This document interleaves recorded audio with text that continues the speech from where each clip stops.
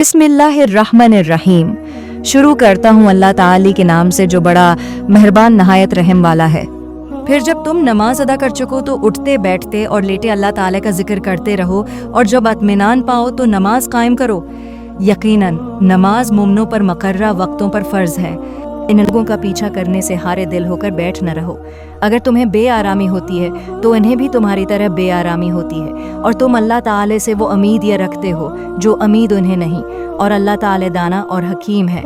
यकीनन हमने तुम्हारी तरफ हक के साथ अपनी किताब नाज़िल फरमाई है ताकि तुम लोगों में इस चीज़ के मुताबिक फ़ैसला करो जिससे अल्लाह ने तुमको शनासा किया है, और खयानत करने वालों के हमायती न बनो, और अल्लाह ताले से बख्शिश मांगो।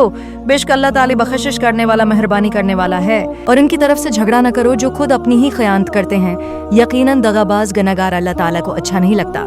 वो लोगों से तो छिप जाते हैं लेकिन अल्लाह ताला से नहीं छिप सकते, वो रातों के वक्त जबकि अल्लाह की नापसंदीदा बातों के खफिया मशूरे करते हैं। इस वक्त भी अल्लाह उनके पास होता है, उनके तमाम आमाल को वो घेरे हुए था। हाँ तो ये हो तुम लोग की दुनिया में तुमने उनकी हमायत की, लेकिन अल्लाह ताला के सामने क़यामत के दिन उनकी हमायत कौन करेगा? और वो कौन है जो उनका वकील बनकर खड़ा हो सकेगा? जो शख्स कोई बुराई करे या अपनी जान पर जुल्म करे फिर अल्लाह से इस्तगफार करे तो वो अल्लाह को बख्शने वाला, मेहरबानी करने वाला पाएगा।